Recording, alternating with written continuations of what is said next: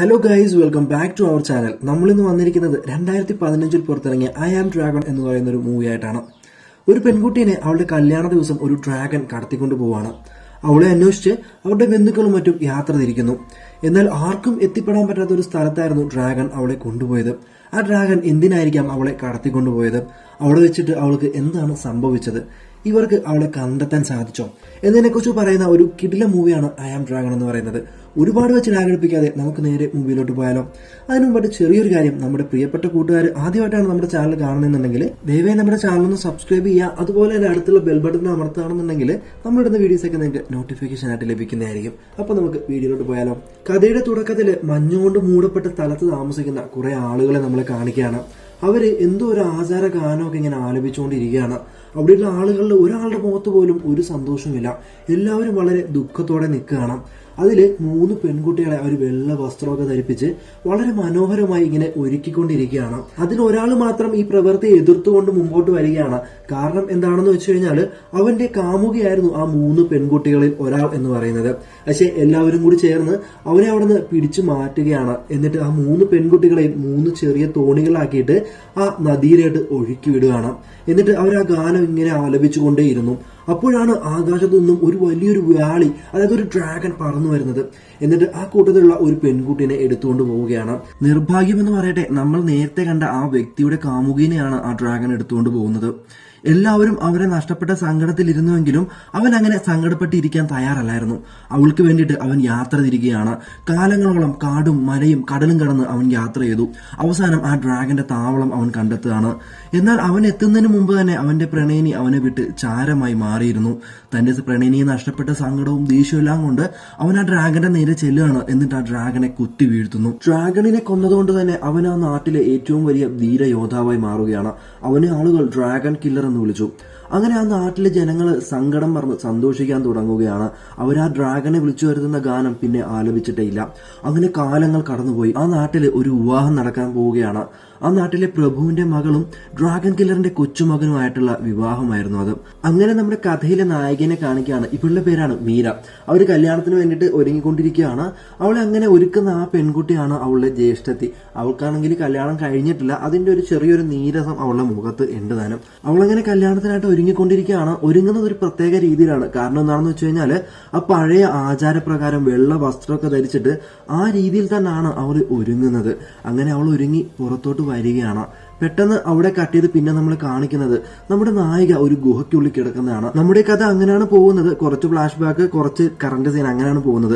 നമുക്ക് കഥയുടെ കൂട്ടത്തിൽ തന്നെ പോവാം. ഒരുപാട് കൺഫ്യൂഷൻ അടുപ്പിക്കാതെ നിങ്ങളെ പറഞ്ഞു തരാൻ ശ്രമിക്കുന്നതായിരിക്കും. അങ്ങനെ നമ്മുടെ നായിക ആ ഗുഹയിൽ കിടക്കുകയാണ്. തന്റെ മുറിവുകളൊക്കെ തൊട്ടു നോക്കുന്നുണ്ട്. അപ്പോഴാണ് അവൾ അവിടെ എങ്ങനെ എത്തപ്പെട്ടു എന്നുള്ള കാര്യം അവരുടെ ഓർമ്മയിൽ വരുന്നത്. ഒരു ഡ്രാഗൺ കടലിന്റെ മുകളിലൂടെ അവളെയും റാഞ്ചിക്കൊണ്ട് ഇങ്ങനെ പറന്നു പോയിക്കൊണ്ടിരിക്കുകയാണ്. കടലിന്റെ നടുക്കുള്ള ഒരു ഗുഹയിൽ കൊണ്ടുവന്നിട്ട് അവളെ അങ്ങോട്ട് ഇടുകയാണ്. പക്ഷെ ആ ഡ്രാഗൺ ആ ഗുഹയ്ക്കുള്ളിലോട്ട് കയറാൻ സാധിക്കുന്നുണ്ടായിരുന്നില്ല. ആ താഴത്തോട്ട് വീണ വീഴ്ചയിൽ അവളുടെ ശരീരത്തിലേക്ക് ധാരാളം മുറിവ് പറ്റിയിരുന്നു. ഓർമ്മയിലോട്ട് തിരിച്ചു വന്ന നായിക പെട്ടെന്ന് അവിടുന്ന് ചാടി എഴുന്നേക്കുകയാണ്. എന്നിട്ട് അവിടുന്ന് രക്ഷപ്പെടാനുള്ള വഴികൾ നോക്കുന്നു. അപ്പോഴാണ് അവളുടെ ശരീരത്തിണ്ടായിരുന്ന ഒരു വസ്ത്രം താഴെ വീണ സമയത്ത് അവിടെ ഉടക്കി കിടന്നിരുന്നത്. അതിൽ കയറി രക്ഷപ്പെടാനായിട്ട് അവൾ ശ്രമിക്കുകയാണ്. പതിയെ അതിന്റെ മുകളിലോട്ട് വലിഞ്ഞ് കയറുകയായിരുന്നു. അപ്പോഴാണ് അവിടേക്ക് ഒരു പെട്ടെന്നൊരു ജീവി വരുന്നത്. അതിനെ കണ്ടു ഭയന്ന് അവൾ താഴെ വീഴുകയാണ്. ആ ജീവി ഞാൻ ഇതുവരെ കണ്ടിട്ടില്ല, ഒരു പ്രത്യേകതരം ജീവിയാണ് കേട്ടോ. അതങ്ങനെ അവളുടെ നേരെ വരികയാണ്. അതിനെ ഓടിക്കാനായിട്ട് അവൾ താഴത്തുനിന്ന് ഒരു കല്ല് എടുത്ത് കയ്യിൽ പിടിക്കുകയാണ്. ആ കല്ലെടുത്ത് പിടിക്കുന്നത് കണ്ടതും ആ ജീവിക്ക് പിന്നെയും ദേഷ്യം വരികയാണ്. അപ്പോഴാണ് എവിടെ നിന്നും ഒരു ശബ്ദം വരുന്നത്. നീ അതങ്ങനെ ചെയ്യരുത്, ആ കല്ല് താഴെ ഇടൂ. ആ കല്ല് നിന്റെ കയ്യിൽ ഇരുന്ന് കഴിഞ്ഞാൽ അതിന് നിന്നോടുള്ള ദേഷ്യം കൂടുകയുള്ളൂ. ആ കല്ല് താഴെ ഇടാൻ പറയാണ്. അവൾ അതനുസരിച്ച് ആ കല്ല് താഴെ ഇടുന്നു. എന്നിട്ട് അതിന്റെ കണ്ണിൽ നോക്കാതെ നീ അവിടെ കിടക്കാൻ പറയുന്നു. അവൾ അതുപോലെ അത് തന്നെ അനുസരിക്കുകയാണ്. പെട്ടെന്ന് ആ ജീവി അവൾ അടുത്തോട്ട് വന്ന് കുറച്ചു നേരം നിന്നിട്ട് അവിടുന്ന് തിരിച്ചു പോവുകയാണ്. അത് പോയതിനു ശേഷം അവൾ ആ ശബ്ദത്തിനോട് സംസാരിക്കുകയാണ്. നിങ്ങൾ ആരാണ്? എന്നെ ഇവിടെ നിൽക്കൊന്ന് രക്ഷിക്കാൻ സാധിക്കുമോ? ഞാൻ പ്രഭുവിന്റെ മകളാണ്. നിങ്ങൾക്ക് ആവശ്യത്തിലധികം പണം ഞാൻ നൽകാമെന്നൊക്കെ പറയുന്നുണ്ട്. അപ്പോൾ ആ ശബ്ദം തിരിച്ചു പറയുന്നത് എനിക്ക് അതിന് സാധിക്കില്ല എന്ന് പറയുന്നു. അപ്പോഴാണ് അവൾ മനസ്സിലാക്കുന്നത് ആ വ്യക്തിയും അവിടുത്തെ ഒരു തടവുകാരനായിരുന്നു എന്നുള്ള കാര്യം. അപ്പൊ മീര ആ വ്യക്തിയെടുത്ത് ചോദിക്കുന്നുണ്ട്, എന്തിനായിരുന്നു ഡ്രാഗൺ എന്നെ ഇങ്ങോട്ട് കൊണ്ടുവന്നത്? അതിനി എന്നെ എന്തായിരിക്കും ചെയ്യുന്നതൊക്കെ. അപ്പോൾ നമ്മുടെ ആ വ്യക്തി പറയുക പറയുന്നത് അത് തനിയെ വന്നതല്ല, നിങ്ങളായിട്ടാണ് അതിനെ വിളിച്ചു വരുത്തിയത്, നിങ്ങൾ ആ ആചാരഗാനം പാടിയത് കൊണ്ടാണ് അത് അങ്ങോട്ട് വരാൻ കാരണമായതെന്ന് പറയുന്നു. അപ്പോൾ മീര പറയുന്നത് ഡ്രാഗൺ എല്ലാം നശിച്ചു എന്നാണ് ഞങ്ങൾ കരുതിയത്, അതുകൊണ്ട് ഈഗറിന്റെ ആഗ്രഹത്തിന് ഞങ്ങൾ നിന്ന് കൊടുക്കുമായിരുന്നു എന്നുള്ളത്. ഈഗർ എന്ന് പറയുന്നത് നമ്മുടെ ആ കല്യാണ ചെറുക്കനായിരുന്നു. അപ്പോഴാണ് നമ്മുടെ ആ ഫ്ലാഷ് ബാക്ക് കാണിക്കുന്നത്. വളരെ സുന്ദരിയായിട്ട് ഒരുങ്ങിയിട്ട് മീര പുറത്തേക്ക് വരികയാണ്. എന്നിട്ട് ആ നദിയിലുണ്ടായിരുന്ന ഒരു ചെറിയ തോണിയിൽ അവർ കയറിയിരിക്കുന്നു. അപ്പോൾ അങ്ങ് ദൂരെ അപ്പുറത്തെ കരയിൽ ഈഗറും തന്റെ കൂട്ടാളികളും അവിടെ വരികയാണ്. ഈഗർ തന്റെ കയ്യിലുണ്ടായിരുന്ന ഒരു കയർ ഉപയോഗിച്ച് ആ തോണിയിൽ എറിഞ്ഞു പിടിക്കുന്നു. എന്നിട്ട് ആ തോണി പതിയെ അവന്റെ അടുക്കിലേക്ക് വലിച്ചടിപ്പിക്കുകയാണ്. ഈ അടുപ്പിക്കുന്ന സമയം കൊണ്ട് ഈഗറിന്റെ കൂട്ടാളികൾ ആ പഴയ ആചാരഗാനം ഉച്ചത്തിൽ ആലപിക്കുന്നുണ്ടായിരുന്നു. അപ്പോൾ അവിടെ ഉണ്ടായിരുന്ന ആളുകളൊക്കെ ഇങ്ങനെ ചോദിക്കുന്നുണ്ട്, എന്തിനാണ് ഇപ്പോൾ ഇതൊക്കെ ചെയ്യേണ്ട ആവശ്യമുണ്ടോ എന്നൊക്കെ. പെട്ടെന്നാണ് അവിടുത്തെ അന്തരീക്ഷം മാറുന്നത്. അവിടെ ഭയങ്കരമായ കാറ്റ് വീശുന്നു. അപ്പോഴാണ് അവിടേക്ക് ഒരു ഡ്രാഗൺ കടന്നു വരുന്നത്. അവളെ ആ തോണിയോടെ ഉൾപ്പെടെ അത് വലിച്ചെടുക്കുകയാണ്. പക്ഷെ നമ്മുടെ കല്യാണ ചെറുക്കൻ ഈഗർ ആ തോണിയിൽ ചുറ്റിയിരുന്ന കയറ് താഴേക്ക് വലിച്ചു പിടിക്കുകയാണ്. പെട്ടെന്നാണ് അവളും ആ തോണിയും കൂടെ താഴേക്ക് വീഴുന്നത്. പക്ഷേ നമ്മൾ ഡ്രാഗൺ വിട്ടുകൊടുക്കുവോ? അത് പറന്നു വന്ന് അവളെ മാത്രം ബ്രാഞ്ചിക്കൊണ്ട് അവിടുന്ന് രക്ഷപ്പെടുന്നു. ഇത്രയും പറഞ്ഞു തീരുന്ന സമയം കൊണ്ട് തന്നെ നമ്മുടെ ആ അപരിചിതൻ കുറച്ച് പച്ചില കൊണ്ടുള്ള മരുന്ന് അവൾ കൊണ്ട് കൊടുക്കുകയാണ്. അവളെ മുറിവുകളൊക്കെ പുരട്ടാൻ പറയുന്നു. ആ ഗുഹയുടെ ഒരു ചെറിയ ഹോളിലൂടെ അവൻ ആ മരുന്ന് അവളുടെ നേരെ വെച്ച് നീട്ടുകയാണ്. അപ്പോഴാണ് അവൾ അയാളുടെ മുഖം കാണുന്നത്. ഒരു സുന്ദരനായിട്ടുള്ള ഒരു ചെറുപ്പക്കാരനായിരുന്നു അത്. അവളങ്ങനെ വസ്ത്രം മാറ്റി തന്റെ മുതുകിലുള്ള മുറിവിലൊക്കെ മരുന്ന് പുരട്ടുകയായിരുന്നു. ഇതെല്ലാം നോക്കിക്കൊണ്ട് നമ്മുടെ അപരിചിതൻ അവിടെ നിൽപ്പുണ്ട് കേട്ടോ. അവൻ അവളെ കണ്ടിട്ട് നീ വളരെ സുന്ദരിയാണ് എന്ന് പറയുന്നു. പെട്ടെന്നാണ് അവള് നീ എന്നെ നോക്കിക്കൊണ്ടിരിക്കുകയാണോ, എന്നെ അങ്ങനെ നോക്കാൻ പാടില്ല എന്ന് പറയുന്നു. അപ്പോൾ മറുപടി പറയുന്നത് എന്തുകൊണ്ട് നോക്കിക്കൂടാ, ഞാൻ പക്ഷികളെയും മത്സ്യങ്ങളെയൊക്കെ നോക്കാറുണ്ടല്ലോ, പിന്നെ എന്താണ് നിന്നെ നോക്കിയാലെന്നാണ്. അവള് അതിന് പ്രത്യേകിച്ച് മറുപടിയൊന്നും പറയുന്നില്ല. അവൾ അവനോടായിട്ട് എനിക്കൊരു വലിയൊരു കല്ല് നീ സംഘടിപ്പിച്ച് തരാവോ, എന്തിനാണെന്ന് അവൻ ചോദിക്കുമ്പോൾ അവൾ പറയുന്നത് ആ ഡ്രാഗണെ കൊല്ലാനാണ്. അപ്പോൾ അവൻ പറയുന്നുണ്ട് നിനക്ക് അതിനെ കൊല്ലാൻ സാധിക്കില്ല, അതിന് എന്ത് ചെയ്യാൻ കഴിയുമെന്ന് പോലും നിനക്ക് അറിയത്തില്ല. അവളെ തിരക്കി അവളുടെ ആളുകൾ വരുന്നത് വരെ അവളുടെ അടുത്ത് ക്ഷമിച്ചിരിക്കാൻ പറയാണ്. അപ്പോൾ അവൾ ഭയങ്കരമായ രീതിയിൽ അവനോട് ദേഷ്യപ്പെടുന്നുണ്ട്. നീ എന്തൊരു ഭീരുവാണ്, നിനക്ക് വേണ്ടിയിട്ട് ഞാനൊരു പേര് വരെ മനസ്സിൽ കണ്ടിരുന്നു, പക്ഷെ നീ എന്നോട് ഇനി മിണ്ടാനൊന്നും വരണ്ട എന്ന് പറഞ്ഞിട്ട് അവർ സംസാരിച്ചുകൊണ്ടിരുന്ന ആ ചെറിയ ഹോള് അവൾ കല്ലുകൊണ്ട് അടയ്ക്കുകയാണ്. എന്നിട്ട് അവള് അവിടുന്ന് പിണങ്ങി മാറിയിരിക്കുകയാണ്. അപ്പോഴാണ് അവളുടെ നീണ്ട മുടികൾ അവൾ ശ്രദ്ധിക്കുന്നത്. അത് അവൾ ഒരു കല്ല് ഉപയോഗിച്ച് മുറിച്ചെടുക്കുന്നു. എന്നിട്ട് അത് വരിഞ്ഞ് കെട്ടിയിട്ട് ഒരു കല്ലുമായി ചേർത്ത് കെട്ടുകയാണ്. അപ്പോൾ നമ്മുടെ അപരിചിതൻ അവളോട് ചോദിക്കുന്നുണ്ട് മീര നീ എന്താണ് ചെയ്യുന്നത്, അത് നിന്നോട് പറയേണ്ട ആവശ്യമൊന്നുമില്ലാന്ന് അവൾ പറയുകയാണ്.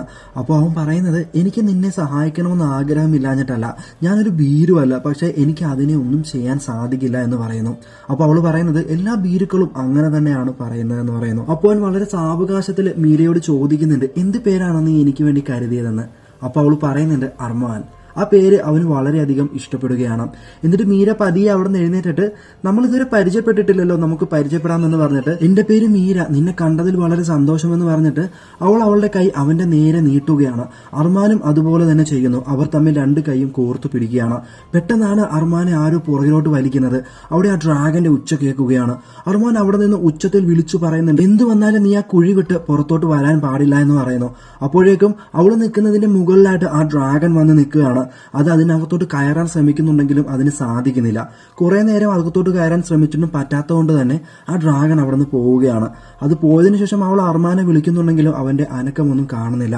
അവൾ വളരെ സങ്കടത്തിൽ അങ്ങനെ ഇരിക്കുമ്പോഴാണ് അവൾ ആ കെട്ടിവെച്ച മുടി അവൾ കാണുന്നത്. അത് ഉപയോഗിച്ച് അവൾ മുകളിലോട്ട് കയറി രക്ഷപ്പെടാൻ ശ്രമിക്കുന്നുണ്ട്.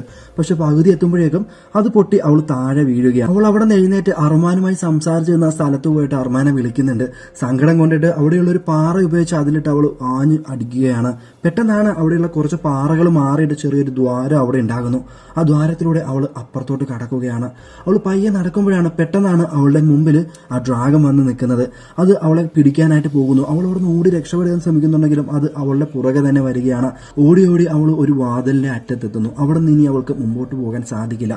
അവള് ആ ഗുഹയുടെ ഏറ്റവും മുകളിലായിരുന്നു. താഴെയാണെന്നുണ്ടെങ്കിൽ കടലും പാറക്കെട്ടുകളും മാത്രമായിരുന്നു. പെട്ടെന്നാണ് മീര നീ അങ്ങോട്ട് പോകരുത്, അത് അപകടമാണെന്ന് പറഞ്ഞുകൊണ്ട് അർമാൻ പുറകെ വരുന്നത്. അർമാനെ കണ്ടതും അവൾക്ക് ഒരുപാട് സന്തോഷമാവുകയാണ്. പക്ഷെ പെട്ടെന്ന് മറ്റേ ജീവി അർമാന്റെ പുറകെ വരികയാണ്. അർമാൻ അതിന്റെ നേരെ കൈ കാണിക്കുമ്പോൾ അവൾ തിരിച്ചു പോവുകയും ചെയ്യുന്നുണ്ട്. അത് കാണുമ്പോൾ അവൾക്ക് എന്തോ ഒരു ഭയം തോന്നുകയാണ്. നീ പറഞ്ഞപ്പോൾ ആ ജീവി എന്തുകൊണ്ടാണ് നിന്നെ അനുസരിച്ചത്, നീ എന്നോട് കള്ളമല്ലേ പറഞ്ഞത്, നീയും ആ ഡ്രാഗന്റെ കൂട്ടാളിയല്ലേ എന്ന് പറഞ്ഞിട്ട് അവൾ പയ്യെ പുറകോട്ട് നടക്കുകയാണ്. പെട്ടെന്നാണ് അവൾ താഴേക്ക് വീഴുന്നത്. ആഴത്തിലോട്ട് അവൾ വീണുകൊണ്ടിരിക്കുകയാണ്. പെട്ടെന്നാണ് അവളുടെ നേരെ വന്ന് അർമാൻ അവളെ പിടിക്കുന്നത്. അർമാനും അവളുടെ കൂടെ എടുത്ത് ചാടിയിരുന്നു. പെട്ടെന്ന് അർമാൻ അവളെ അവളെ മുകളിലാക്കി അവൻ താഴത്തോട്ട് വരികയാണ്. മീരയാണെന്നുണ്ടെങ്കിൽ അവന്റെ കയ്യിൽ നിന്ന് കുതറി മാറാൻ ശ്രമിക്കുകയാണ്. അപ്പോഴേക്കും അവന്റെ ശരീരം ആകെ തീക്കനൽ പോലെ ജ്വലിക്കാൻ തുടങ്ങിയിരുന്നു. പെട്ടെന്നാണ് അത് സംഭവിച്ചത്. അർമാൻ ഒരു ഡ്രാഗൺ ആയിട്ട് മാറുകയാണ്. എന്നിട്ട് തന്റെ കൈകൾ ഉപയോഗിച്ചിട്ട് മീരയെ മുറുക്കി പിടിക്കുന്നു. അവർ നേരെ വീഴുന്നത് ഒരു പാറക്കെട്ടിലേക്കായിരുന്നു. ആ വീഴ്ചയിൽ ഡ്രാഗൺ ഒരുപാട് പരിക്ക് പറ്റിയിരുന്നു. അതിനൊന്ന് അനങ്ങാൻ പോലും സാധിക്കുന്നുണ്ടായിരുന്നില്ല. മീരയാണെന്നുണ്ടെങ്കിൽ അവിടുന്ന് എഴുന്നേറ്റിട്ട് തന്നെ രക്ഷിക്കാൻ വേണ്ടിയിട്ട് അവിടെ നിലവിളിച്ചുകൊണ്ടിരിക്കുകയാണ്. ആരെങ്കിലും വരൂ, എന്നെ ഒന്ന് രക്ഷിക്കൂ എന്നൊക്കെ പറഞ്ഞിട്ട്. അവിടെ കട്ട് ചെയ്ത് പിന്നെ നമ്മളെ കടലിൽ ചുറ്റിത്തിരിയുന്ന ഒരു കപ്പൽ കാണിക്കുകയാണ്. അതിൽ ഈഗറും കൂട്ടരുമായിരുന്നു. പക്ഷെ അവർ നിൽക്കുന്ന ആ ഭാഗം എന്ന് പറയുന്നത് മൂടൽമഞ്ഞ് കൊണ്ട് മൂടിയിരുന്നു. അവർക്ക് മുമ്പേ ഉള്ള ഒന്നും കാണാൻ സാധിക്കുന്നുണ്ടായിരുന്നില്ല. അവരിപ്പോ കുറച്ച് ദിവസമായിട്ട് ആ കടലിൽ ഇങ്ങനെ ചുറ്റിത്തിരിഞ്ഞുകൊണ്ടിരിക്കുകയാണ്. ആ കൂട്ടത്തിൽ ഒരാൾ ഈഗറിന്റെ അടുത്തായിട്ട് ചോദിക്കുന്നുണ്ട്, ഈ മൂടൽമഞ്ഞിന്റെ ഇടയിലൂടെ ആ ഡ്രാഗന്റെ അടുത്ത് എത്താനുള്ള എളുപ്പ വഴി നിന്റെ മുത്തച്ഛൻ നിന്റെ അടുത്ത് പറഞ്ഞു തന്ന് കാണുമല്ലോ, നിനക്കത് ഓർമ്മയില്ലേന്ന്? അതൊക്കെ എനിക്കറിയാം, നിങ്ങളതൊന്നും ഓർത്ത് ബുദ്ധിമുട്ടുണ്ടെന്നാണ് അവൻ പറയുന്നത്. അപ്പൊ ആ കൂട്ടത്തിലുള്ള ആൾ പറയുന്നുണ്ട്, നമ്മൾ എപ്പോൾ എത്തിപ്പെടും എന്നുള്ളതല്ല, ആ പെൺകുട്ടിയുടെ ജീവനാണ് നമുക്ക് വലുതെന്ന് പറയുന്നു. അവിടെ കണ്ടത് പിന്നെ നമ്മളെ മീരനെ കാണിക്കുകയാണ്. മീര അവിടെ കിടന്ന് പിന്നെ ഒച്ചയും ബഹളമൊക്കെ ഉണ്ടായിക്കൊണ്ടിരിക്കുകയാണ്. നമ്മുടെ അർമാനാണെന്നുണ്ടെങ്കിൽ ആ വീഴ്ചയിൽ ഒരുപാട് പരിക്ക് പറ്റിയിട്ട് ആ ഡ്രാഗന്റെ രൂപത്തിൽ നിന്നും മനുഷ്യരൂപത്തിലൂടെ മാറിക്കിടക്കാണ്. അവന് ഒന്ന് അനങ്ങാൻ പോലും സാധിക്കുന്നില്ല. മീരയാണെന്നുണ്ടെങ്കിൽ അവനെ കണ്ടപാടെ ദേഷ്യത്തിൽ അവിടുന്ന് ഒരു വലിയൊരു പാറക്കല്ല് എടുക്കുകയാണ്. എന്നിട്ട് അവന്റെ നേരെ ഓങ്ങുകയാണ്. പക്ഷെ അവനെ ഒന്നും ചെയ്യാൻ അവൾക്ക് തോന്നുന്നില്ല. അവൾ ആ പാറക്കല്ല് ദൂരേക്ക് മാറ്റിയിടാൻ പോകുമായിരുന്നു. അപ്പോഴാണ് ആ ജീവി അവളുടെ നേരെ വരുന്നത്. എന്റെ അടുത്തോട്ടെങ്ങാനും വന്നാൽ നിന്നെ ഞാൻ കൊന്നുകളയെന്ന് പറഞ്ഞിട്ട് ആ കല്ല് ആ ജീവിയുടെ നേരെ ഇങ്ങനെ അവൾ ഓങ്ങുകയാണ്. പക്ഷെ ആ ജീവി അവളുടെ നേരെയല്ല ചെന്നത്, അർമാന്റെ നേരെയാണ്. അത് അർമാനെ കരയിലോട്ട് വലിച്ചിടാൻ ശ്രമിക്കുകയായിരുന്നു. മീരയാണെന്നുണ്ടെങ്കിൽ അതൊന്നും മൈൻഡ് ചെയ്യാതെ അവിടെ കിടന്ന് ചാകട്ടെ എന്ന് പറഞ്ഞിട്ട് പോവാൻ ശ്രമിക്കുകയാണ്. പക്ഷെ അവളുടെ മനസ്സ് അതിന് അനുവദിക്കുന്നില്ല. അവൾ തിരിച്ചു വന്ന് അർമാനെ വലിച്ച് കരയിലോട്ട് കയറ്റിയിടുകയാണ്. അപ്പോഴേക്കും ആ ജീവി ദൂരത്തോട്ട് പോയിട്ട് അവിടുന്ന് ഒരു തുണി എടുത്തുകൊണ്ട് വരികയാണ്. അത് അവളുടെ നേരെ ഇട്ട് കൊടുക്കുകയാണ്. അപ്പൊ അവൾ പറയുന്നുണ്ട്, എന്തെങ്കിലും പറയാനുണ്ടെങ്കിൽ നിനക്ക് വാ തുറന്നൊക്കെ പറഞ്ഞോളൂ, എനിക്കിതൊക്കെ എങ്ങനെ മനസ്സിലാവാനാന്ന് പറഞ്ഞിട്ട് മീര ആ തുണിയിൽ അർമാനെ പൊതിഞ്ഞെടുക്കുകയാണ്. എന്നിട്ട് വലിച്ച് ആ മലയുടെ മുകളിലോട്ട് കൊണ്ടുപോവാണ്. ഭയങ്കര ബുദ്ധിമുട്ടി അവസാനം ആ മലയുടെ മുകളിൽ അർമാനെ എത്തിക്കുന്നു. നിന്നോട് സ്നേഹമുള്ളതുകൊണ്ടൊന്നും അല്ല, എന്നെ രക്ഷിച്ചതുകൊണ്ട് മാത്രമാണ് ഞാൻ നിന്നെ രക്ഷിക്കുന്നത്. നേരം വെളുത്ത് കഴിഞ്ഞാൽ എന്നെ വീട്ടിൽ കൊണ്ട് വിട്ടോണം എന്നൊക്കെ പറഞ്ഞുകൊണ്ടാണ് അവൾ അവനെ മുകളിലോട്ട് കൊണ്ടുപോകുന്നത് കേട്ടോ. ഒരു സേഫ്റ്റിക്ക് വേണ്ടിയിട്ട് അർമാനെ പൊതിഞ്ഞ തുണി ഒന്നും കൂടെ അവൾ വരിഞ്ഞ് മുറുക്കി കെട്ടുകയാണ്. പെട്ടെന്നാണ് അർമാൻ ചാടി എഴുന്നേക്കുന്നത്. അവന്റെ ശരീരം പിന്നെയും ആ തീജ്വാലയായി മാറാൻ തുടങ്ങുകയാണ്. പക്ഷെ ആ ചാട്ടം മാത്രം ഉണ്ടായിരുന്നുള്ളൂ. അപ്പൊ തന്നെ അവൻ ബോധം കെട്ട് താഴെ വീഴുന്നുണ്ട് കേട്ടോ. അതിനുശേഷം മീര താഴേക്ക് ഇറങ്ങുകയാണ്. എന്നിട്ട് അവിടുന്ന് രക്ഷപ്പെടാനുള്ള വഴി എന്തെങ്കിലും ഉണ്ടോ എന്ന് നോക്കുകയാണ്. അപ്പോഴാണ് ഒരു കപ്പൽ തകർന്ന അവശിഷ്ടങ്ങൾ അവിടെ കിടക്കുന്ന അവൾ കാണുന്നത്. അതിൽ നിന്നും അവൾ ഒരു ചെറിയൊരു തോണി കണ്ടുപിടിക്കുകയാണ്. അതിൽ കയറി അവൾ രക്ഷപ്പെടാൻ ശ്രമിക്കുകയാണ്. അപ്പോഴാണ് അവിടുത്തെ അന്തരീക്ഷമൊക്കെ മാറിയിട്ട് ഭയങ്കരമായ രീതിയിൽ മഴ പെയ്യുന്നത്. മീര തിരിച്ചും ആ കോട്ടയ്ക്കുള്ളിലോട്ട് പ്രവേശിക്കുകയാണ്. അന്ന് രാത്രി അവൾ അവിടെ തന്നെ കിടന്ന് ഉറങ്ങുകയാണ്. ആ ഉറക്കത്തിൽ അവളൊരു സ്വപ്നം കാണുന്നു. അവളെ തിരക്കി അവിടേക്ക് ഈഗർ വരികയാണ്. ഈഗറിനെ കണ്ടപാടെ അവൾ ഓടിച്ചെന്ന് കെട്ടിപ്പിടിക്കുകയാണ്. അതിനുശേഷം അവന്റെ മുഖത്തോട്ട് നോക്കുമ്പോഴേക്കും അത് അർമാനായി മാറിയിരുന്നു. അവനെ കണ്ടതും അവൾ അവിടുന്ന് കുതിറി മാറാൻ ശ്രമിക്കുന്നുണ്ടെങ്കിലും അർമാൻ അവളെ അവന്റെ ശരീരത്തേക്ക് അടുപ്പിച്ചു പിടിക്കുകയാണ്. അപ്പോഴേക്കും നേരം വെളുത്തിരുന്നു. മീര ഉറക്കത്തിൽ നിന്നും കണ്ണു തുറക്കുകയാണ്. അവളെ ആരോ ഒരു പുതപ്പ് പുതപ്പിച്ചിരുന്നു. അടുത്തുണ്ടായിരുന്ന അർമാനെയും കാണുന്നില്ല. അവൾ എഴുന്നേറ്റ് നോക്കുമ്പോൾ താഴെ നിന്ന് ഇങ്ങനെ മീൻ പിടിച്ചുകൊണ്ടിരിക്കുകയാണ് അർമാൻ. അവന്റെ അടുത്തേക്ക് അവൾ നടന്നു ചെല്ലുകയാണ്. പക്ഷെ അവളെ അവൻ വലുതായിട്ട് മൈൻഡ് ഒന്നും ചെയ്യുന്നില്ല. വളരെ ദേഷ്യത്തോടെ മിണ്ടാതെ മാറി നിൽക്കുകയാണ്. അപ്പോൾ അവള് അർമാന്റെ അടുത്ത് പറയുന്നുണ്ട്, ഒന്നെങ്കിൽ നീ എന്റെ അടുത്ത് മിണ്ടണം, അല്ലാന്നുണ്ടെങ്കിൽ നിന്നെ ഞാൻ ഇങ്ങനെ ശല്യപ്പെടുത്തിക്കൊണ്ടേയിരിക്കും എന്ന് പറയുന്നു. അത് മാത്രമല്ല, എന്നെ കൊല്ലാൻ നിനക്ക് ഒരിക്കലും സാധിക്കത്തില്ല, അതെനിക്ക് ഇന്നലെ മനസ്സിലായതാണ്. പിന്നെ എന്തിനാണ് എന്നെ ഇവിടെ വെറുതെ പിടിച്ചു നിർത്തിയിരിക്കുന്നത്? എന്നെ തിരികെ കൊണ്ട് വിട്ടൂടെ എന്ന് മീര ചോദിക്കുകയാണ്. അപ്പോൾ അർമാൻ പറയുന്നുണ്ട്, എനിക്ക് നിന്നെ തിരികെ കൊണ്ടുവിടാൻ സാധിക്കത്തില്ല, അത് ഞാൻ വിചാരിച്ചാൽ പോലും എനിക്കത് സാധിക്കില്ല എന്ന് പറയുന്നു. അപ്പോഴാണ് നമ്മളെ അർമാന്റെ ആ കുട്ടിക്കാലത്തോട്ട് കൊണ്ടുപോകുന്നത്. ആ സമയത്ത് അവൻ അവന്റെ അച്ഛന്റെ കൂടെയാണ് ജീവിച്ചുകൊണ്ടിരുന്നത്. അവന്റെ അച്ഛനും ഒരു ഡ്രാഗൺ തന്നെയായിരുന്നു. ആ ഡ്രാഗനെയാണ് നമ്മൾ കഥയുടെ തുടക്കത്തിൽ കണ്ടത്. അർമാനും അവന്റെ അച്ഛനെ പോലെ ഒരു ഡ്രാഗൺ ആകണമെന്നായിരുന്നു ആഗ്രഹം. അങ്ങനെ ഇരിക്കുമ്പോഴാണ് ഒരു പൊളിഞ്ഞ കപ്പലിന്റെ അവശിഷ്ടങ്ങൾ അവിടെ വന്ന് അടിയുന്നത്. അതിൽ ഒരു പെട്ടി ഉണ്ടായിരുന്നു. ആ പെട്ടിക്കുള്ളിലാണെങ്കിൽ ധാരാളം കളിപ്പാട്ടങ്ങളും. ആ കളിപ്പാട്ടങ്ങൾ എടുത്ത് നമ്മുടെ അർമാൻ കളിക്കാൻ തുടങ്ങി. പതിയെ അവന് മനുഷ്യനോടുള്ള ആഗ്രഹം കൂടി വന്നു. ഒരു സമയത്ത് അവൻ ഡ്രാഗൺ ആകേണ്ട ആ ഒരു സമയം വരികയാണ്. അവന്റെ അച്ഛൻ അവനെ പറക്കാനായിട്ട് ഉയരങ്ങളിലോട്ട് കൊണ്ടുപോകുന്നു. പക്ഷെ അവൻ ആ സമയത്ത് പറക്കണമെന്നുള്ള ഒരു ആഗ്രഹം ഉണ്ടായിരുന്നില്ല. അവനൊരു മനുഷ്യനായിട്ട് തന്നെ ജീവിച്ചാൽ മതി എന്നുണ്ടായിരുന്നു. അങ്ങനെ ദിവസങ്ങൾ കടന്നു പോവുകയാണ്. ഒരു ദിവസം അവന്റെ കൺമുന്നിൽ വെച്ചാണ് ഒരാൾ അവന്റെ അച്ഛനെ കുത്തി താഴെ വീഴ്ത്തുന്നത്. അത് കണ്ടതോടെ അവന്റെ നിയന്ത്രണം വിടുകയാണ്. ദേഷ്യവും സങ്കടവും എല്ലാം കൊണ്ട് അവൻ ആ ഉയരങ്ങളിൽ നിന്ന് എടുത്തു ചാടുകയാണ്. അങ്ങനെ അവനും ഒരു ഡ്രാഗണായി മാറുകയാണ്. പക്ഷെ അവൻ ഡ്രാഗണായി മാറിയ ആ നിമിഷം തന്നെ അവന്റെ പൂർവികർ ചെയ്ത കാര്യങ്ങളെല്ലാം അവന്റെ മനസ്സിൽ ഓടി വരികയാണ്. എല്ലാം അവന് മനസ്സിലാക്കാൻ സാധിക്കുന്നുണ്ടായിരുന്നു. ആ പെൺകുട്ടികളുടെയൊക്കെ കരച്ചിലൊക്കെ അവന്റെ ചെവിയിൽ ഇങ്ങനെ കേട്ടുകൊണ്ടേയിരുന്നു. പെട്ടെന്ന് തന്നെ അവൻ തിരിച്ച് പഴയ രൂപത്തിലോട്ട് വരികയാണ്. അവന് ഒരിക്കലും ഡ്രാഗൺ ആകണ്ട എന്നുള്ളൊരു തീരുമാനം എടുക്കുകയാണ്. തന്റെ അച്ഛൻ എന്തൊരു ദുഷ്ടനായിരുന്നു, അല്ലെങ്കിൽ ഒരു ബീസ്റ്റ് ആയിരുന്ന കാര്യം അവൻ മനസ്സിലാക്കുകയാണ്. അന്നു മുതൽ അവനൊരു ശപഥം എടുക്കുകയാണ്, ഒരു പെൺകുട്ടിയുടെ കരുണീര് പോലും ഇവിടെ വീഴാൻ പാടില്ല എന്നുള്ളത്. അന്നു മുതൽ അവൻ ആ ഡ്രാഗണുമായിട്ട് പോരാടിക്കൊണ്ടിരിക്കുകയായിരുന്നു, ഒരു മനുഷ്യനായി തന്നെ ജീവിക്കാൻ വേണ്ടിയിട്ട്. എന്നെല്ലാം അവൻ ഡ്രാഗൺ ആകാൻ പോകുന്നുവോ അന്നെല്ലാം അവൻ ഒരു ചെറിയ പാറ ഇടുക്കുകളിൽ പ്രവേശിക്കുമായിരുന്നു. കാരണം അതിനുള്ളില് ഡ്രാഗൺ ഒരിക്കലും പുറത്തോട്ട് വരാൻ സാധിക്കത്തില്ലായിരുന്നു. എന്നാണ് അവന് ഡ്രാഗന്റെ കൺട്രോൾ തിരിച്ചു കിട്ടുക, അപ്പോൾ മാത്രമേ അവൻ തിരിച്ചു വരികയുള്ളായിരുന്നു. അതിനു വേണ്ടിയിട്ട് അവൻ അതിന്റെ ഉള്ളിൽ ദിവസങ്ങളോളം കഴിച്ചു കൂട്ടിയിട്ടുണ്ട്. പക്ഷെ അന്ന് ആ കല്യാണ ദിവസം ആ ഗാനം ആലപിച്ചത് കൊണ്ടാണ് ഡ്രാഗനെ അവനെ ഒരിക്കലും കൺട്രോൾ ചെയ്യാൻ സാധിക്കാഞ്ഞത്. അതുകൊണ്ടാണ് മീരയെ ആ ഡ്രാഗൺ പിടിച്ച് ഇവിടെ കൊണ്ടുവന്നിരിക്കുന്നത്. മീരയെ കൊണ്ട് ഇവിടെ തിരിച്ച് എത്താറാകുമ്പോഴാണ് അവൻ ആ ഡ്രാഗന്റെ കൺട്രോൾ പതിയെ തിരികെ കിട്ടി തുടങ്ങിയത്. അതുകൊണ്ട് മീരയെ രക്ഷിക്കാൻ വേണ്ടിയിട്ടായിരുന്നു ആ ഗുഹയ്ക്കുള്ളിലോട്ട് മീരേനെ ഇട്ടത്. കാരണം അതിനകത്തോട്ട് ഡ്രാഗണ് കടക്കാൻ സാധിക്കത്തില്ല. നിന്റെ ഒരു സ്പർശനം പോലും ആ ഡ്രാഗണ് മനസ്സിലാക്കാൻ സാധിക്കും. അന്ന് നിന്റെ കൈ എന്നിൽ സ്പർശിച്ചപ്പോൾ ആ ഡ്രാഗൺ മനസ്സിലാക്കിയതും അതുകൊണ്ട് തന്നെയാണ്.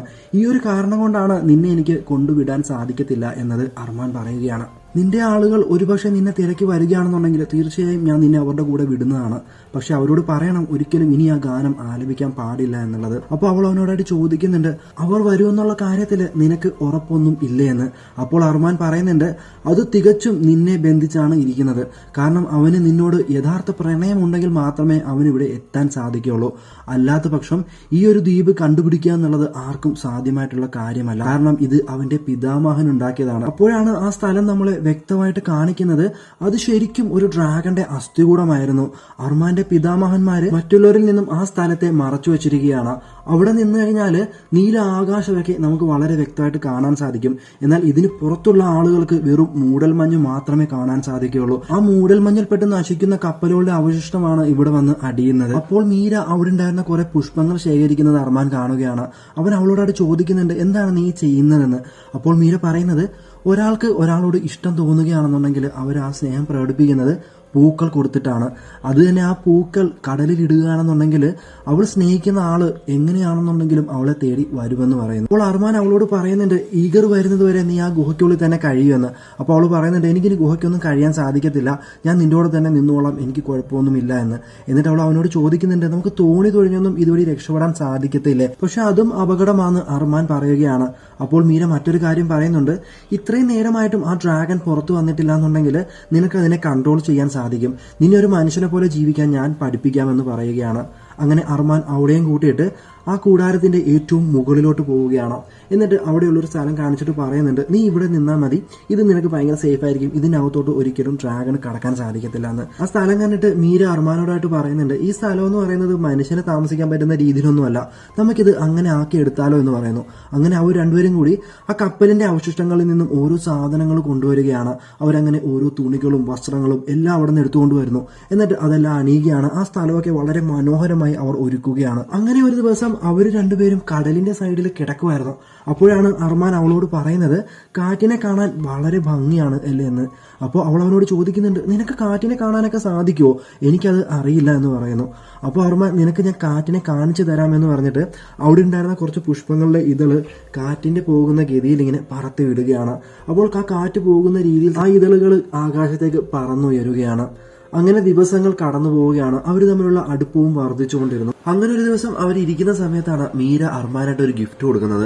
അതൊരു മൗത്ത് ഓർഗൻ പോലത്തെ ഒരു സംഭവമായിരുന്നു കേട്ടോ. അപ്പോൾ അർമാൻ, ഞാനും നിനക്ക് കുറച്ച് ഗിഫ്റ്റ് കരുതി വെച്ചിട്ടുണ്ടെന്ന് പറയുന്നു. അവളെയും കൂട്ടിയിട്ട് ആ കൂടാരത്തിന്റെ ഏറ്റവും മുകളിലോട്ട് പോവുകയാണ്. എന്നിട്ട് അവളോട് ആകാശത്തോട്ട് നോക്കാൻ പറയാണ്. അവിടെ ധാരാളം പല വർണ്ണമുള്ള ഫ്ലെയറുകൾ അവൻ പൊട്ടിക്കുന്നുണ്ടായിരുന്നു. അത് മീരയ്ക്ക് ഒരുപാട് ഇഷ്ടപ്പെടുകയാണ് കേട്ടോ. എന്നിട്ട് മീര അവനോടായിട്ട് ചോദിക്കുന്നുണ്ട്, ഇത് ഒരുപാട് ദൂരെയുള്ളവർക്കൊക്കെ കാണാൻ സാധിക്കുമല്ലേ എന്നൊക്കെ.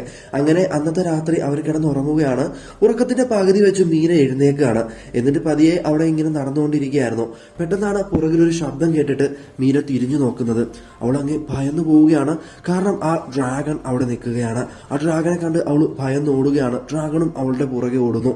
അങ്ങനെ ഒരു സ്ഥലത്ത് വെച്ചിട്ട് ഡ്രാഗൺ അവളുടെ മുമ്പിൽ വന്ന് നിൽക്കുകയാണ്. അവൾ രണ്ടും കൽപ്പിച്ച് പതിയെ ആ ഡ്രാഗനെ തൊടുന്നു. അത് പതിയെ ഇങ്ങനെ കൂളായി വരികയാണ്. പെട്ടെന്ന് അവളെ തള്ളിയിട്ടിട്ട് അവളുടെ നേരെ അത് ചെല്ലുകയാണ്. എന്നിട്ട് അവളുടെ മേലെ തീ തുപ്പാനായിട്ട് പോവുകയാണ്. അപ്പോഴാണ് അർമാൻ ഉറക്കത്തിൽ നിന്ന് വിളിച്ചെഴുന്നേൽപ്പിക്കുന്നത്. സത്യത്തിൽ അവൾ കണ്ട ഒരു സ്വപ്നമായിരുന്നു അത്. അങ്ങനെ ആ ദിവസം കടന്നു പോവുകയാണ്. അർമാൻ തന്റെ സ്നേഹം അവളെ അറിയിക്കാനായിട്ട് കുറച്ച് പുഷ്പങ്ങൾ ശേഖരിക്കുകയായിരുന്നു. ആ പുഷ്പങ്ങളുമായിട്ട് അവളോടത്തോട്ട് പോകാൻ നേരമാണ് ആ ഡ്രാഗൺ പതിയെ പുറത്തോട്ട് വരാൻ ശ്രമിക്കുന്നത്. അവൻ അതിനെ പുറത്തു വരാതിരിക്കാൻ വേണ്ടി മാക്സിമം ശ്രമിക്കുന്നുണ്ട്. അവനങ്ങനെ അവശനായി നിൽക്കുകയാണ്. അപ്പോഴാണ് അവൻ ആ മീരയെ കാണുന്നത്. അവൾ ഒരു പട്ടം പറപ്പിക്കാൻ ഇങ്ങനെ ശ്രമിച്ചുകൊണ്ടിരിക്കുകയായിരുന്നു. അപ്പോൾ മീര അർമാനോടായിട്ട് ചോദിക്കുന്നുണ്ട്, എനിക്ക് പട്ടമൊക്കെ പറപ്പിക്കാൻ ഒരുപാട് ഇഷ്ടമാണ്, കാറ്റിന്റെ ഗതി മനസ്സിലാക്കാൻ നിനക്ക് എന്നെ പഠിപ്പിച്ചു തരാമോ എന്നൊക്കെ. അപ്പോൾ ആ ഒരു അവസ്ഥയിൽ നിൽക്കുന്ന അർമാൻ ആദ്യം അവളോട് ദേഷ്യമൊക്കെ പെടുന്നുണ്ടെങ്കിലും കുറച്ചു കഴിഞ്ഞ് അവളോട് തൊട്ട് വരികയാണ്. എന്നിട്ട് എങ്ങനെയാണ് കാറ്റിന്റെ ഗതി മനസ്സിലാക്കുന്നതെന്ന് അവൾക്ക് പറഞ്ഞ് മനസ്സിലാക്കി കൊടുക്കുകയാണ്. അങ്ങനെ ആ പട്ടം ഉയർന്ന് പറക്കുകയാണ്. പതിയെ മീര അർമാന്റെ ദേഹത്തേക്ക് ചാരുകയാണ്. അവളുടെ കണ്ണുകൾ പതിയെ അടഞ്ഞു പോകുന്നു. അർമാന്റെ കയ്യില് മീരയുടെ കൈ സ്പർശിച്ചതും ആ ഡ്രാഗണ് മനസ്സിലാക്കാൻ സാധിക്കുകയാണ്. ഡ്രാഗൺ പുറത്തോട്ട് വരാൻ ശ്രമിക്കുന്നു. അപ്പോഴേക്കും ആ പട്ടം അവിടെ നിന്ന് പൊട്ടി കൈവിട്ട് പോയിരുന്നു. പട്ടം പോയതറിഞ്ഞ് മീര കണ്ണു തുറന്ന് നോക്കുമ്പോഴേക്കും അർമാൻ അവിടെ നിന്ന് പോയിരുന്നു. കാരണം ആ ഡ്രാഗൺ പുറത്തു വരാൻ പോകുന്നതെന്ന് അവന് മനസ്സിലായിട്ടുണ്ടായിരുന്നു. അത് പുറത്തു വരാതിരിക്കാനുള്ള പരമാവധി അവൻ ഇങ്ങനെ ശ്രമിച്ചുകൊണ്ടിരിക്കുകയായിരുന്നു. അങ്ങനെ അവൻ ആ ഡ്രാഗനെ കൺട്രോളിൽ കൊണ്ടുവരികയാണ്. അപ്പോഴാണ് അർമാൻ അവിടെ ഒളിപ്പിച്ചു വെച്ചിരുന്ന ഒരു തോണി ശ്രദ്ധിക്കുന്നത്. അതിൽ ചെന്ന് നോക്കുമ്പോഴേക്കും അതിൽ പോകാൻ തയ്യാറാകുന്ന എല്ലാ വസ്തുക്കളും ഉണ്ടായിരുന്നു. അതായത് ഒരു മാപ്പ് ഉണ്ടായിരുന്നു. അതുപോലെ തന്നെ അന്ന് ആ ഫ്ലെയർ പൊട്ടിച്ചപ്പോഴുള്ള അതിന്റെ ആ ഉപകരണം ഉണ്ടായിരുന്നു. അപ്പോഴാണ് മീര അവനോട് പറഞ്ഞ ഓരോ കാര്യങ്ങളായിട്ട് അവന് ഓർമ്മ വരാൻ തുടങ്ങിയത്. അതായത് തോണിയിൽ ഇതിലൂടെ രക്ഷപ്പെടാൻ സാധിക്കത്തില്ല എന്ന് ഒരിക്കലും മീര അവനോട് ചോദിച്ചിട്ടുണ്ടായിരുന്നു. അത് മാത്രമല്ല ആ ഫ്ലെയർ പൊട്ടിച്ച സമയത്ത് ഇത് ദൂരെയുള്ള ആളുകൾക്ക് കാണാൻ സാധിക്കുമല്ലോ എന്നൊക്കെ അവർക്ക് ചോദിച്ചതിന്റെ കാരണം അവന് അപ്പോഴാണ് മനസ്സിലാവുന്നത്. മാത്രമല്ല കാറ്റിന്റെ ഗതി മനസ്സിലാക്കിയാൽ മാത്രമേ രക്ഷപ്പെടാൻ സാധിക്കുകയുള്ളൂ എന്ന് അവർക്ക് അറിയാമായിരുന്നു. അതുകൊണ്ടാണ് അർമാന്റെ അടുത്ത് പട്ടം പറപ്പിക്കുക എന്ന വ്യാജേന ആ കാറ്റിന്റെ ഗതി മനസ്സിലാക്കാൻ അവള് ശ്രമിച്ചിട്ടുണ്ടായിരുന്നത്. ഇതെല്ലാം മനസ്സിലാക്കിയ അർമാൻ ആകെ തകർന്നു പോവുകയാണ്. ഇതേ സമയം അർമാനെ കാണാതെ മീര അന്വേഷിച്ച് നടന്നുകൊണ്ടിരിക്കുകയാണ്. അവൾ അങ്ങനെ ഒരു പാറക്കല്ലിന്റെ അടുത്തെത്തുമ്പോഴേക്കും അർമാൻ അവളോട് പറയുന്നുണ്ട്, നീ ആ കല്ലിനടുത്തേക്ക് ചേർന്ന് നിൽക്കുമെന്ന്. അപ്പോഴും അർമാനെ അവൾ നോക്കുന്നുണ്ടെങ്കിലും അർമാന്റെ ശബ്ദം മാത്രമേ കേൾക്കുന്നുണ്ടായിരുന്നുള്ളൂ.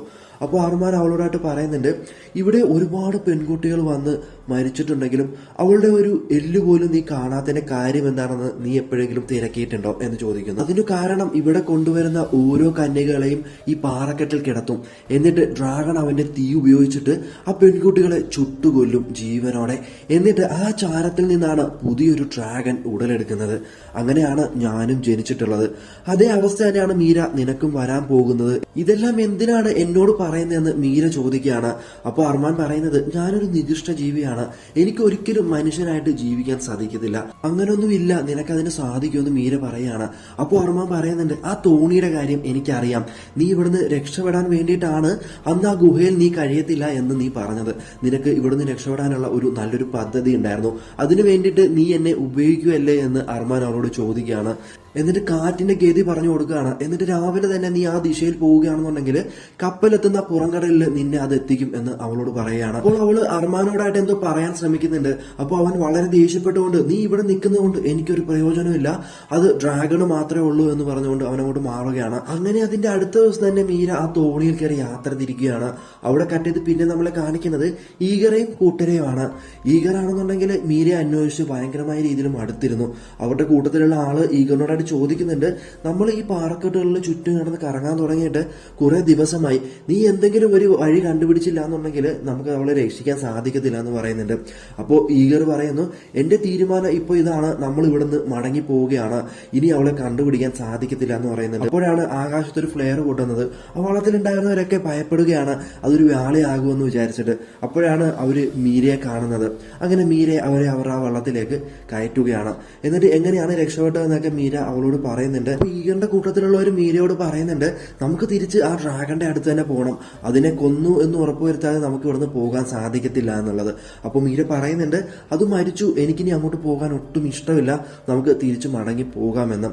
അതനുസരിച്ച് അവര് മടങ്ങി പോവുകയും ചെയ്യുന്നുണ്ട്. അവരങ്ങനെ അവരുടെ നാട്ടിലെത്തുകയാണ്. അവർ തിരിച്ചെത്തിയതിന്റെ അടുത്ത ദിവസം തന്നെ മീരയും ഈഗറും തമ്മിലുള്ള ആ വിവാഹം തന്നെ നടക്കാൻ പോവുകയാണ്. മീരയ്ക്കാണെന്നുണ്ടെങ്കിൽ അർമാനെ ഒട്ടും മറക്കാൻ സാധിക്കുന്നില്ല. അവളുടെ മനസ്സ് മുഴുവൻ ഇപ്പൊ അർമാൻ അർമാൻ തന്നെയാണ്. അവൾക്ക് അവളുടെ സങ്കടം അടക്കാൻ സാധിക്കുന്നില്ല. അങ്ങനെ ആ ചടങ്ങുകൾ തുടങ്ങാൻ പോവുകയാണ്. മീരയെ വധുവിന്റെ രൂപത്തിൽ അണിയിച്ച് തോണിയിലാക്കിയിട്ട് ആ നദിയിലോട്ട് വിടുകയാണ്.